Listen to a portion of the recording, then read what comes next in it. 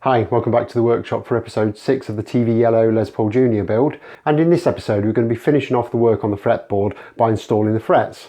However, I've mentioned a couple of times in this series the cherry red Les Paul Jr. that I built a few years ago, and I've had a number of requests to have a look at that one, so I'll just run you through that build before we start work on the frets.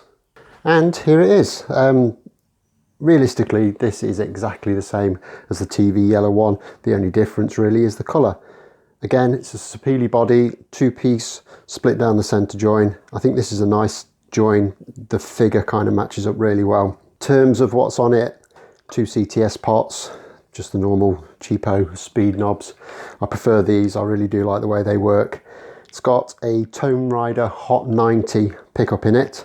However, this pickup only comes in soap bar configuration, so I've had to convert this to dog ear, and that's a process we'll be doing again on the latest build, so I'll be showing you how to go about that. Tortoiseshell pick guard, cut by me. The only problem I'm having with this one is, you can see there, I think the top clear layer is separated from the kind of patterned layer underneath. So, I don't know, I might be able to glue that back down and get that to look a little bit better. I don't know. Bridge is the wrong bridge for this one. If you're going to put one of these compensated bridges on, you need to put the bridge studs in square and not on the angle as these are. I always intended to have just a plain wraparound bridge on this one. Couldn't get hold of one at the time, so I had to settle for this, and I've just never kind of got around to changing it. I am going to put a Faber bridge on the new one. I also put one of those on my white SG Junior, and it's worked really, really well, so I will get another one for this eventually. The intonation isn't absolutely brilliant with this bridge on, but it's okay. It does play quite nicely. Again, ebony fretboard. This one isn't as shiny anymore as the new one. Probably could do with a clean up and a bit of oil, but it is a nice piece of ebony and it really does look the part on this guitar. So yeah, happy with that. Neck is a bit of a chunky beast, but that's the way I like them. And I think they really work well on the Les Paul Juniors. I think that's one of the main things that gives these beasts the kind of punch and the growl that they've got, is just the volume of wood in the construction. And there's the back of the body. There's some nice figure in one half of it. The other half's a little bit on the plainer side, but I do think it works together. There are a few little dings and chips out of the back. Can't really see from this angle, but it has had some use and some wear. The lacquer has also kind of sunk back into the wood a little bit, and I actually quite like that. It kind of gives it that vintage vibe. And then there's the headstock. Nothing really fancy there apart from my homemade gold water slide decal. And if you're wondering how the hell I've managed that, I will be showing you in a future episode.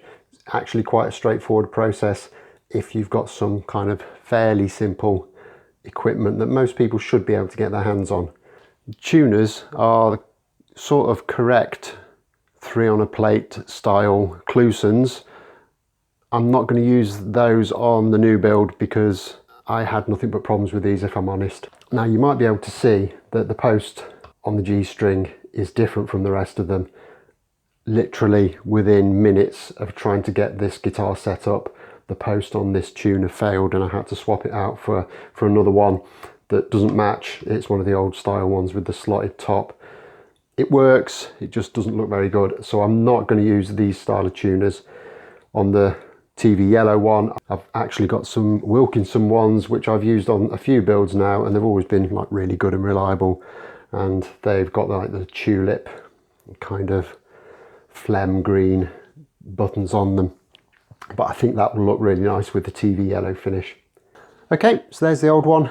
Let's get cracked on with the new one. Okay, so last time we got this fretboard kind of cut down to shape. We put the fret markers in position on both the face and the top edge of the board. Things we need to still do are, we need to cut it to length, both ends. This end I can do at any point. I just need to basically cut it off where I've put that slot in to mark where the nut's going, so that's quite easy. This end I'm actually going to leave until I'm a little bit further along with it, because I'm not quite sure how long the fretboard needs to be because it butts up against the pick guard. So I'm leaving that long for the time being until I'm able to put the neck into the body probably and do some figuring out from there. But other than that, we're good to go with the frets. And this is quite an exciting time for me because it means I'll be able to use my brand new fret press for the first time to actually do a complete board. So that should be quite an interesting occurrence. So quite looking forward to that. But we do need to do a little bit of prep work before we can do that. Firstly, we need to open out these slots a little bit, just on the top edge with a triangular file, just to give them a little bit of a lead in, so it'll make the fretting a little bit easier.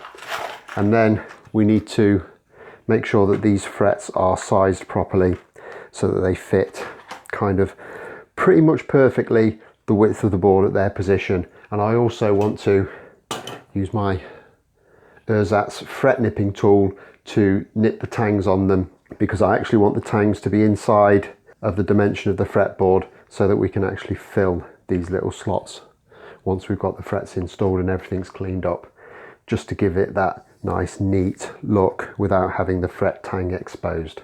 Kind of makes it look a little bit like it's got a bound board even though it hasn't. There's some jobs before we can get the fretting done, so I'm just going to basically start by running down the length of the board very quickly. You don't need to do a lot, you just need to take the corners off and just give those frets a little bit of a better chance of going in.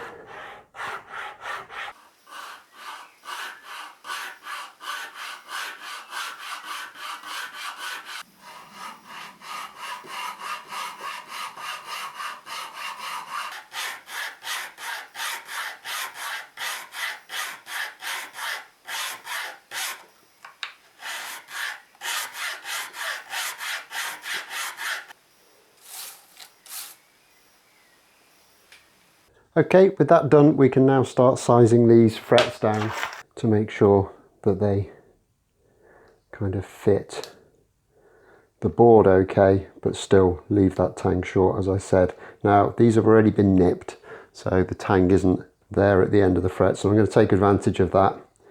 So I only have to do half the nipping, and I'm going to try and get these kind of as close as I can while still leaving a little bit of spare for clean-up purposes.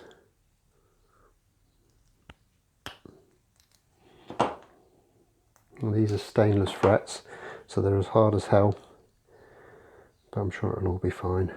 So that's pretty close, but it does leave us a little bit of excess to clean up. Now, I remember from my last time using this that the mistake I made was I was trying to use it left-handed, because I am left-handed and it's a right-handed tool, and the two things don't really mix very well. So just nip that off thus, and that's one ready to go. So I'll put that in the super high-tech holding block and just work my way around the rest of the board and get the rest of them done.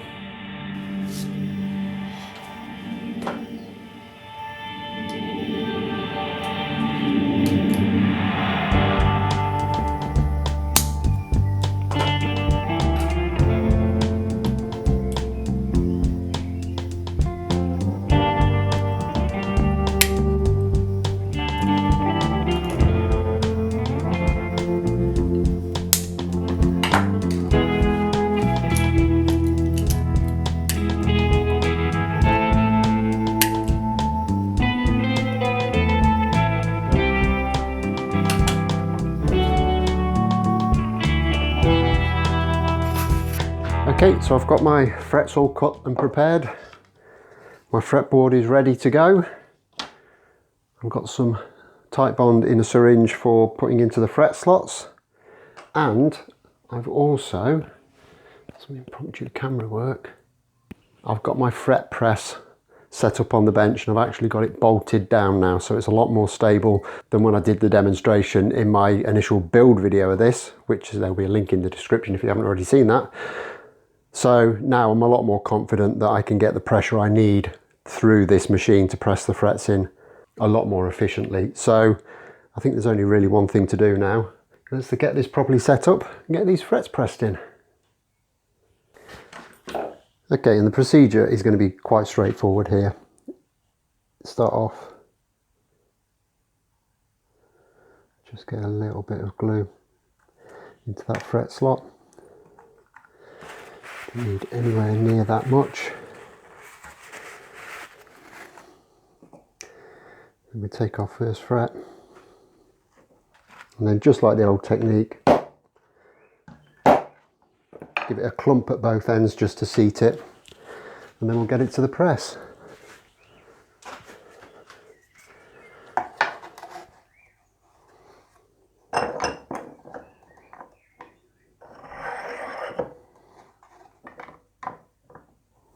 And just make sure everything's centered how it should be. And press it in.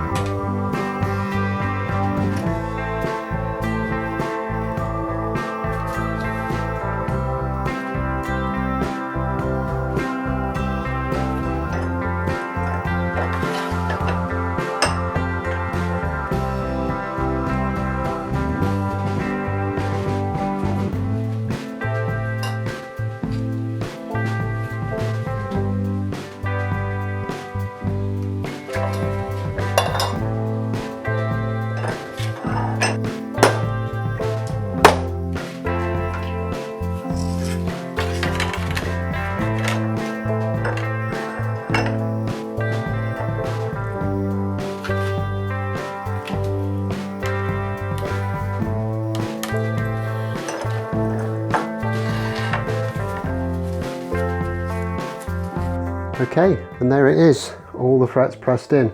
That went remarkably well. I don't think it's my quickest ever fret job. I think I took a little bit longer because I was figuring out what to do, but I am really happy with the results. They seem to have gone in really nicely, and it's going to be hard to get a photograph of it, but they are all in really well, and they all look kind of very consistent across the fretboard. It has introduced a slight bend into the board. Logically thinking, I would have thought that bend would have gone the other way, but it hasn't. It's kind of curled up at the ends instead of introducing a hump in the middle. But to be honest, I'm pressing down with almost no pressure there, and it's straightening right out. So once we get that glued onto the neck, there won't be any issues whatsoever with that. So I'm just going to clear away the press and all the other stuff, and we can start to look at getting these fret ends cleaned up. Okay, and as far as cleaning these fret ends up goes, it's very straightforward. I'm not going to try and do any kind of complicated fret dressing or anything on them at this stage. I'm simply going to get them to a point where I'm not going to get lacerated by them.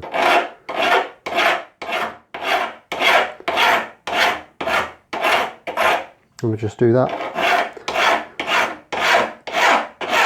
by running a file over them at ever so slight angle.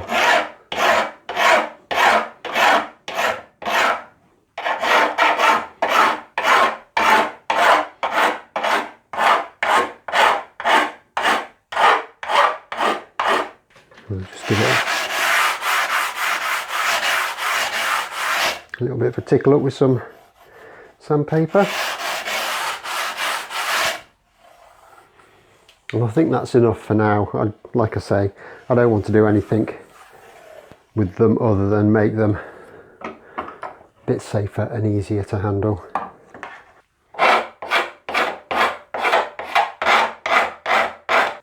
Okay, and this only really leaves us with one last job to do, and that is, as I say, fill in the little gap from where we cut the fret slot.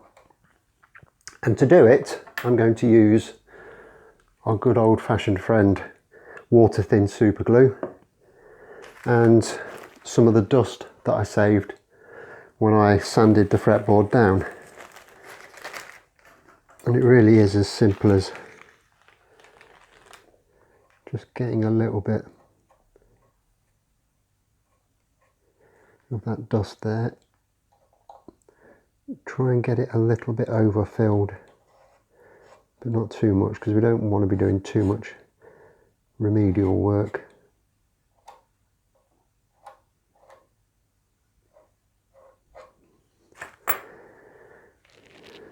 And then we're just going to take the slightest little bit of that super glue. Now sometimes, if it's going to be exciting, you'll get like a little wisp of smoke. Usually happens if there's a little bit more dust. Give a touch of accelerator just to make sure.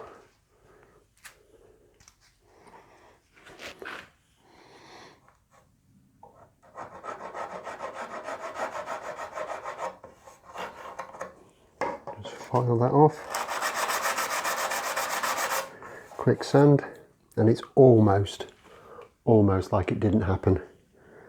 So I'm not going to film all of that because I've got another 41 to do. It's tedious to do. I would imagine it's very tedious to watch. So I'll join you back when I've got those sorted out.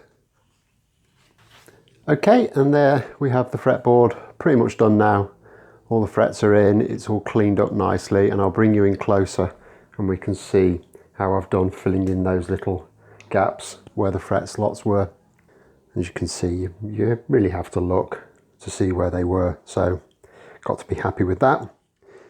So that's another part of the job completed. I'm going to have to put this to one side now, out of the way, while I get on with the neck and get that into a position where I can actually get this attached to it. But that's going to be for the next episode. I'll leave this one here. So as always, hit that like button if you enjoyed this, subscribe if you haven't already done so, and I'll look forward to seeing you next time. Thanks a lot for watching. Bye bye.